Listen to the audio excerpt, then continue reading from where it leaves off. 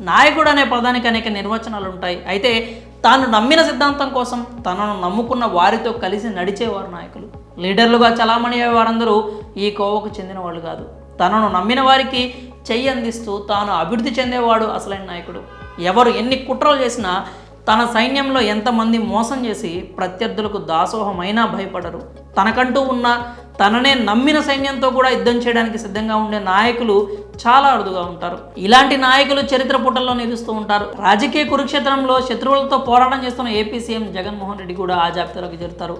ఆంధ్రప్రదేశ్ ముఖ్యమంత్రి వైఎస్ జగన్మోహన్ రెడ్డి అనే విషయం మనందరికీ తెలిసిందే. అయితే అలా సీఎం అనే పిలుపు వైఎస్ జగన్మోహన్ రెడ్డికి అంత ఈజీగా రాలేదు. ఎంతోమంది దుర్యోధనులు, శకునులు, రావణాసురుల వంటి వారితో పోరాటం చేశారు. వారు పెట్టిన ఇబ్బందులను ధైర్యంగా ఎదుర్కొన్నాడే కానీ ఎక్కడా భయపడి వెనకడుగు వేయలేదు. ఇక్కడ జగన్కున్న ఒకే ఒక్క ధైర్యం, ఎవరెన్ని ఇబ్బందులు పెట్టినా తన కోసం నిలబడేవారు, తనను నమ్మిన వారు వెనకాలన్నారు. అందుకే 2009 నుంచి 2019లో సీఎం అయ్యే వరకు తాను ఎన్నో ఇబ్బందుల్లో ఉన్న కొందరు నాయకులు జగన్ను నమ్మి ఆయన వెంటే ఉన్నారు. ఎంతోమంది వివిధ ప్రలోభాలకు ఆశపడి జగన్ కష్టకాలంలో ఉన్నప్పుడు వదిలిపోయారు. కొందరు మాత్రం అప్పట్లో అధికారంలో ఉన్న టీడీపీ ఎన్ని ఇబ్బందులకు గురి చేసినా భరించారే కానీ జగన్ని విడిచిపెట్టలేదు. అలా ఎన్నో కష్టాలు ఎదుర్కొని జగన్కి అండగా ఉండడంతో ఆయన ముఖ్యమంత్రిగా ప్రమాణ స్వీకారం చేశారు. ఇక సీన్ కట్ చేస్తే ఇప్పుడు జగన్ పార్టీలోని చాలా మంది అవకాశవాదులు తాము ఆశించింది దక్కలేదని పార్టీని వదులుతున్నారు. ఇలా పార్టీలు మారేవారు మారుతున్నా, ప్రత్యర్థులు గుంపులుగా వచ్చిన జగన్ మాత్రం ఎక్కడా అధైర్యానికి గురి కావట్లేదు. కారణం ఆయనకంటూ నమ్మిన సైన్యం ఒకటి ఉంది. అందుకే కోటంరెడ్డి శ్రీధర్ రెడ్డి, మేకపాటి చంద్రశేఖర్ రెడ్డి, వేమిరెడ్డి ప్రభాకర్ రెడ్డి వంటి సీనియర్ నేతలు వెళ్ళిన ఆందోళనకు గురి కాలేదు.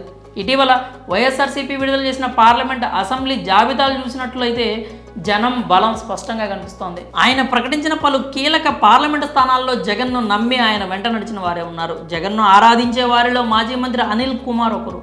జగన్ ఏం చెప్తే అది చేసేందుకు ఆయన ఎప్పుడు సిద్ధంగా ఉంటారు. అందుకే జగన్ ఆదేశాలతో తన సొంత జిల్లాను వదిలి పల్నాడు జిల్లా నరసరావుపేట లోక్సభ నుంచి పోటీ చేసేందుకు సిద్ధమయ్యారు. రాజ్యసభ సభ్యుడు విజయసాయిరెడ్డి గురించి మనం ప్రత్యేకంగా చెప్పాల్సిన అవసరం లేదు. ఆయనను జగన్మోహన్ రెడ్డి ఆత్మ అని చాలామంది అంటారు. తాను పోతే వైసీపీ దిక్కులేదనే ధీమాతో వేమిరెడ్డి ప్రభాకర్ రెడ్డి పార్టీని వీడారు.